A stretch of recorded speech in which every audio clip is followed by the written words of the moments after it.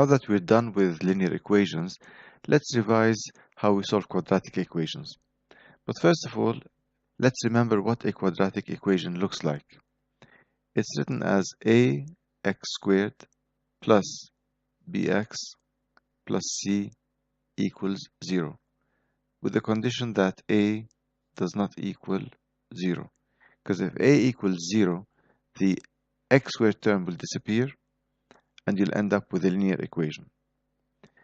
So 3x squared minus 2x plus 5 equals 0 is a quadratic equation, and a equals 3, b equals negative 2, and c equals 5. Similarly, 5x squared plus 3 equals 7x plus 9 is a quadratic equation, but it is not written in this standard form.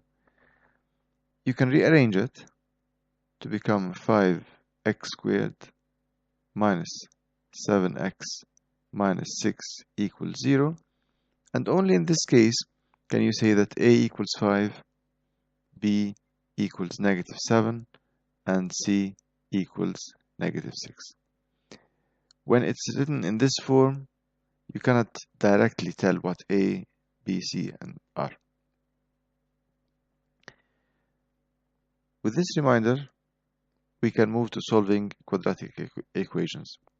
And you remember that the first method of solution is the solution by factorization.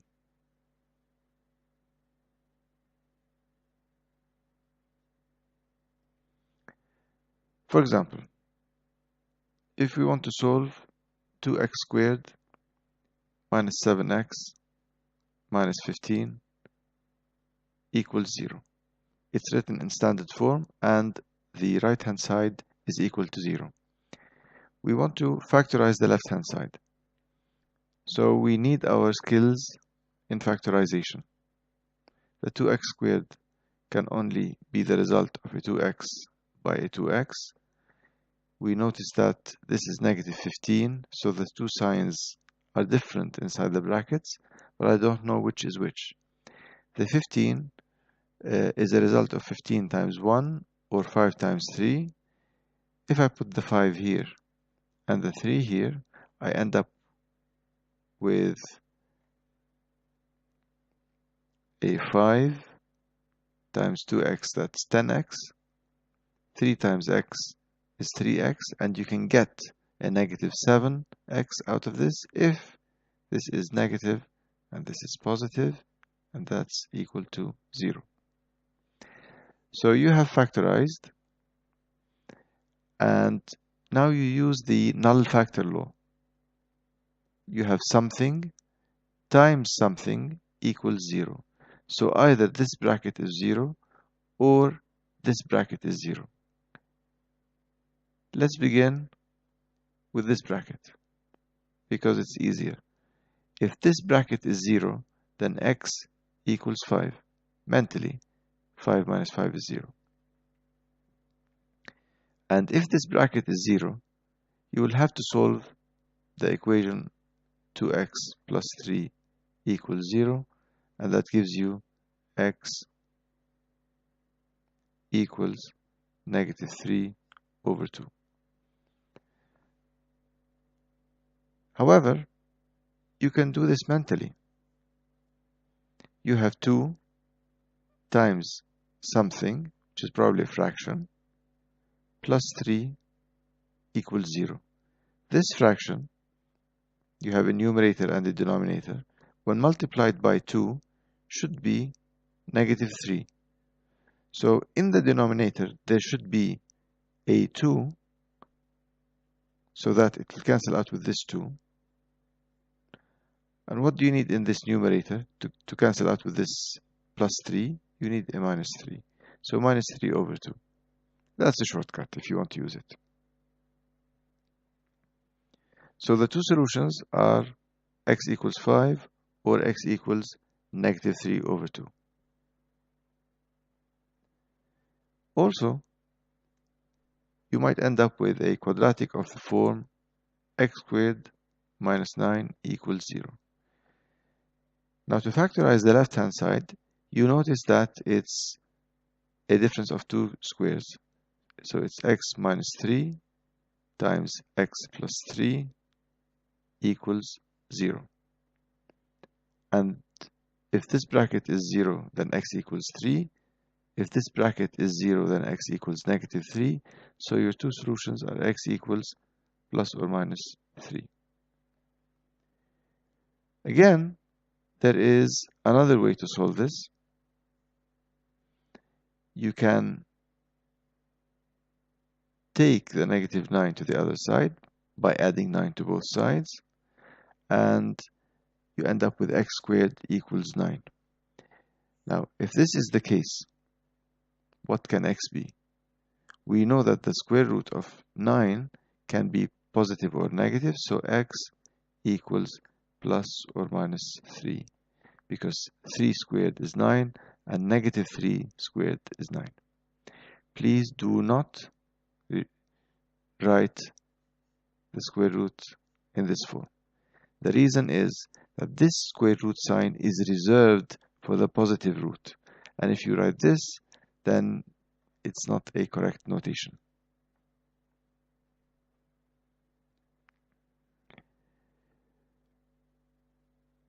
Now consider another one. Consider, for example, x squared plus 10x plus 25 equals 0. Now factorizing, we end up with it's a perfect square factorization. So it's x plus 5 all squared equals 0. So you have a repeated root, and the two brackets contain the same answer, so x equals negative 5. In this case, we have one solution for the quadratic, unlike the previous cases when we had two. Sometimes, if you look at a quadratic of this form, you find that this quadratic has no solution. No real value of x will satisfy this equation, because if you rearrange it, you will get x squared equals negative 4, and we know that square numbers are always non-negative. That means either 0 or positive. So quadratic equations generally have either 2 or 1 or no solutions.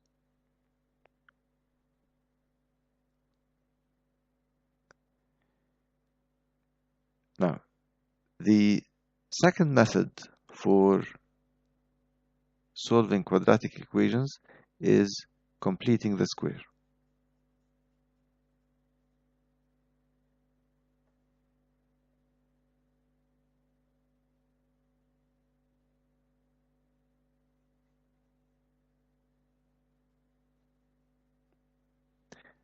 And let's revise this by solving 2x squared plus 8x minus 10 equals 0. There are two things to notice. First of all, for this method, a must be 1. You can only complete the square if the coefficient of x squared is 1. So because this is an equation, we can divide both sides by 2 to end up with x squared plus 4x minus 5 equals 0. The other thing to remember is that you need to work with the constant on the right-hand side. So we also rearrange again, x squared plus 4x equals 5. And of course, you can do the two steps in one go if you want. Now, you look at the coefficient of the x term, and in this case, it's this 4. What's half of it? It's 2. What's the square of 2? It's 4. So you add 4 to both sides. You have x squared plus 4x, and you add the 4, But because you added this 4 on this side, then you must add it on the other. So the left-hand side is now a perfect square, and you apply your knowledge of perfect square factorization to end up with x plus 2 whole squared, and this equals 9. So x plus 2 squared equals 9. If you take mentally the square root of both sides, that you end up with x plus 2 equals plus or minus 3. Taking the 2 to the right hand side, you end up with x equals negative 2 plus or minus 3. That means that you have two solutions. Let's take the negative 1 first. Negative 2 minus 3 is minus 5, or negative 2 plus 3 is 1. So you have two values that satisfy this equation. And that's completing the square. Now, completing the square is a lengthy process, so a method that was based on completing the square was devised, a shortcut for completing the square, which is the formula.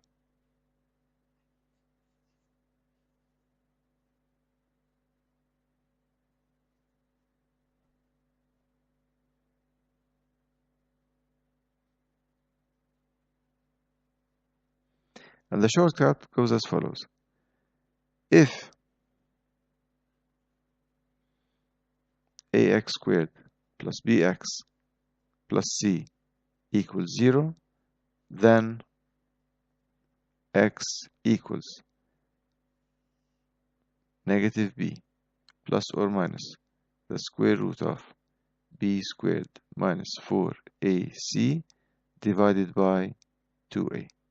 You simply substitute the values into this formula to get the value of x. So let's say that we have something like 2x squared plus 5x minus 8 equals 0. Obviously, a is 2, b is 5, and c is negative 8.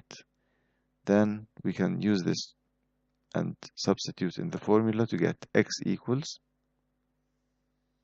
negative b is the negative 5 plus or minus the square root of b squared is 5 squared, which is 25, minus 4 times a, which is 2,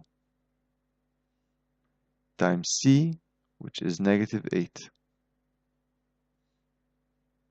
divided by 2a, and that's 2 times 2 is 4.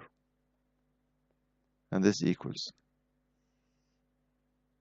negative 5 plus or minus the square root of, this is 25, and this is 8 times 2 times 4, that's 64. But since you have a negative here and a minus, you're saying 25 minus negative 64, that's 25 plus 64 divided by 4, and then you get two answers, which are minus 5 plus or minus root 89 divided by 4.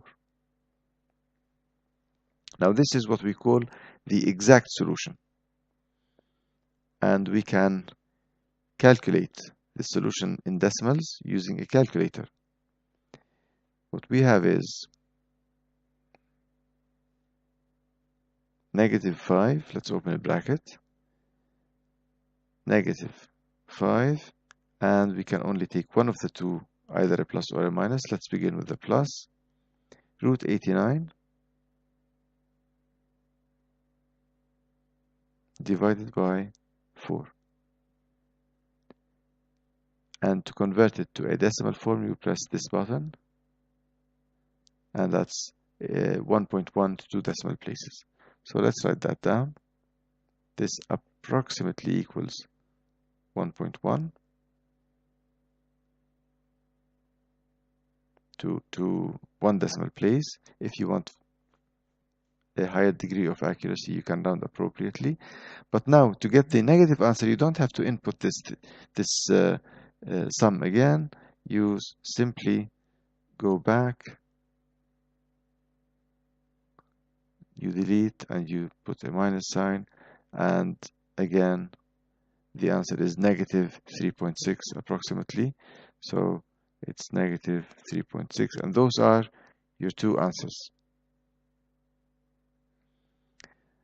Now, those three methods to solve quadratic equations are added to yet another method, which is graphing.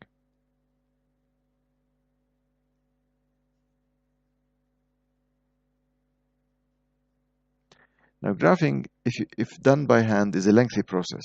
But if you have technology, then you can graph the quadratic to get the parabola, and you can find the solution in the following way. Let's say that we are trying to solve y equals x squared plus 2x minus 3. You simply, this is the equation, and you want to solve x squared plus 2x minus 3 equals 0. So you draw the equation, you get the parabola, you get this curve, and you look at the roots here. Those are what we call the roots. It's nothing to do with the square roots. It's the place where the curve intersects the x-axis. So we have x equals 1 and x equals negative 3. And you can check the solution if you factorize this. So the first solution is x equals 1. The second solution is x equals negative 3. And how do we know that this is the solution? Well, this is the value of x where y equals 0. If you look at this y-axis, y equals 0 here. And when y is 0, which is this left-hand side, when y is 0, x is 1, because that's on the curve, and x is negative 3. Now, in this case, you have two exact solutions. If you have another equation, such as x squared minus 3x minus 2, you'll end up with a solution that is somewhere between 3 and 4, between 0 and negative 1. And it's inaccurate. So graphing, if done by hand, will either to be done very, very carefully, or you'll have to live with a little bit of inaccuracy. But still, if you have a graphic display calculator, it provides a visualization for the curve. So please revise the 4 methods of solving quadratic equations.